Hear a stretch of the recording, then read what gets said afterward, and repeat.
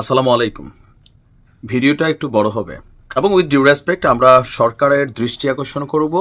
একজন বাংলাদেশি হিসাবে আমার কাছে মনে হচ্ছে যে এই সিদ্ধান্তটা আসলে বাংলাদেশের রাজনৈতিক দলগুলোর সাথে জনগণের সাথে আলোচনা করে নেওয়া দরকার ছিল।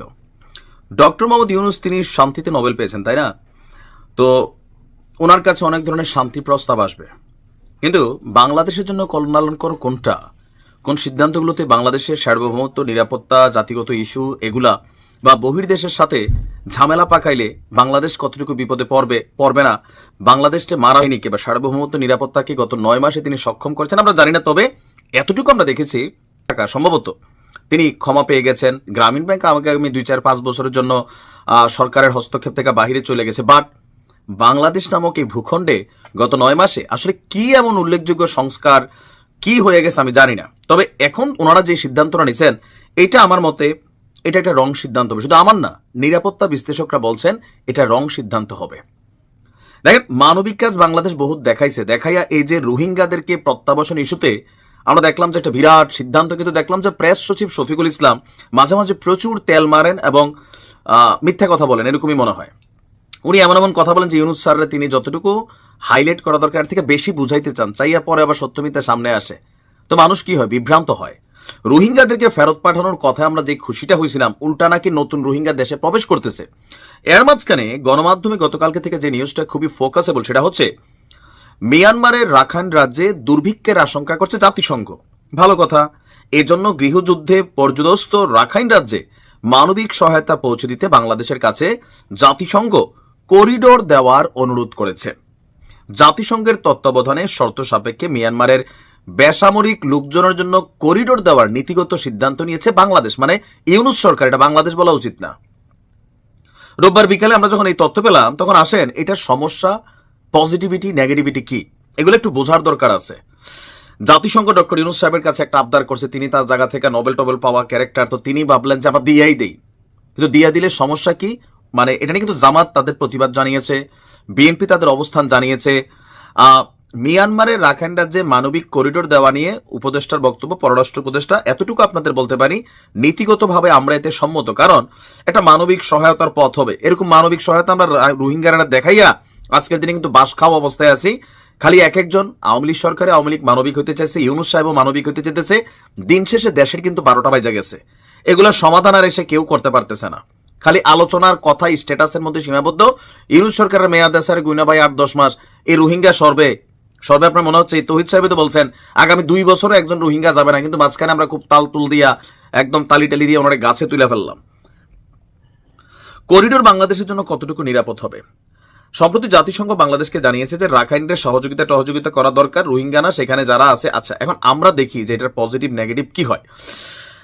আমাদের নিরাপত্তা বিশ্লেষকরা বলছেন বিশ্বের খুব কম মানবিক করিডোরই নিরাপত্তা ঝুঁকির বাহিরে আছে, মানে যেই দেশটা নিরাপত্তা ঝুঁকিতে পড়া যাবে যদি মানবিক করিডোর দেয়। কেন মানবিক করিডোর দেওয়া হয়? সাধারণ নাগরিকদের জন্য। তবে এই ধরনের করিডোর চালু হলে সেই অঞ্চলে থাকা বিদ্রোহী বা সন্ত্রাসী গোষ্ঠীরা সেই পথটাকে নিরাপদে ব্যবহার করে থাকে। নিরাপত্তা বিশ্লেষকরা বলছেন বাংলাদেশ করিডোরটিকে মানবিক ক্ষেত্রে ত্রাণ পাঠানোর জন্য চিহ্নিত করলেও বাংলাদেশের ভেতর দিয়ে মিয়ানমার এবং রাখাইনের মধ্যে বা আমাদের দেশের মধ্যে যে করিডোরটা, প্যাসেজটা, একটা রাস্তা দেওয়া হবে সেটা ঝুঁকিপূর্ণ। কেন? আরাকান আর্মিকে কোণঠাসা করতে সব সরবরাহ আটকে দিয়েছে কে? মিয়ানমারের জান্তা সরকার, মানে ক্ষমতাসীন সরকার। এখন বাংলাদেশ হয়ে যে ত্রাণ যাবে তার রাখাইনের বেসামরিক নাগরিকদের কাছে পৌঁছাবে নাকি আরাকান আর্মি সেগুলোকে দখলে নেবে, তার নিশ্চয়তা কে দিবে?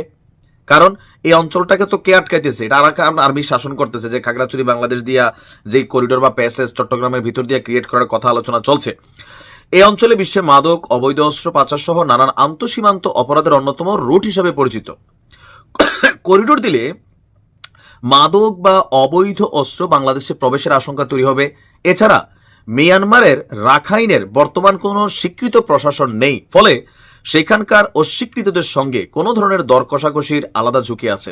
সেই সঙ্গে অন্যান্য নিরাপত্তা ঝুঁকি তো আছেই।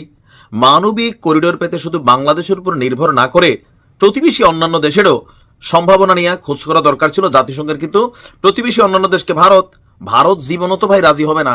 কেন রাজি হবে না? কারণ এই জিনিসটা ঝামেলা। আমি এখানে আপনাদের একটু তথ্য দিচ্ছি যে কেন বিএনপি এটা নিয়ে আসলে তারা তাদের অবস্থান প্রকাশ করছে বা কেন মির্জা ফখরুল ইসলাম একটু ক্ষোভ প্রকাশ করছেন।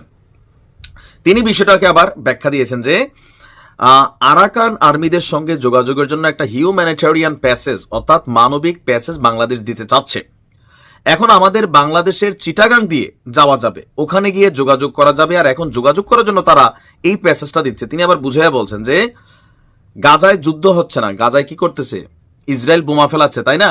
ওখানে তো কেউ যেতে পারে না, জাতিসংঘ থেকে খাবার ওষুধ এগুলো পাঠাতে হলে জর্ডান অথবা মিশর থেকে রাস্তা তৈরি করে ওই দিক দিয়ে খাবার এবং ওষুধ গাজায় পাঠানো হচ্ছে, এটা মানবিক কারণে হচ্ছে। তো বাংলাদেশে এই ধরনের যদি দিতে চায় তাহলে সার্বভৌমত্ব, ভবিষ্যতে বিশৃঙ্খলা, স্থিতিশীলতা অনেক কিছুই এখানে হুমকির মুখে পড়বে। সরকারের উচিত ছিল, দায়িত্ব ছিল একটা নিয়ে সব রাজনৈতিক দলের সঙ্গে কথা বলা। এটা কথা না বলে তারা এককভাবে সিদ্ধান্ত নিয়েছে। আর মানুষকে সাহায্য করার ব্যাপারে বিএনপি বলছে আমাদের আপত্তি নেই, তবে এটা আমাদের নিরাপত্তা ইস্যু এখানে জড়িত। আমিও মনে করি নিরাপত্তা ইস্যু জড়িত, কারণ এখন মিয়ানমার বা আরাকান আর্মিদের যে যুদ্ধটা, এটার মধ্যে আমরা কোথাও না কোথাও একটু কানেক্ট হয়ে যাচ্ছি আমার মনে হয়। এখন ডক্টর মোহাম্মদ ইউনূস তিনি কয়েকদিন আগে বললেন যে অমুক টুমুকের সাথে কথা বইলা ভাই রোহিঙ্গাদের 1 লক্ষ না 2 লক্ষ সরাই নিবে। এর পরের দিনে দেখলাম আর একটা খবর যে আগামী 2 বছরও নাকি একজন যাবে না। আবার নতুন করে অলরেডি রোহিঙ্গাদের ঢল নাকি ঢুকছে, গণমাধ্যমে আসছে, ফুটেজটা আসলে একটা নিউজ করবো যে নতুন করে রোহিঙ্গা বাংলাদেশে ঢুকতেছে। বের করা তো দূরের কথা, এর মাঝখানে বাংলাদেশের ভিতর দিয়ে ভাই দরকার কি?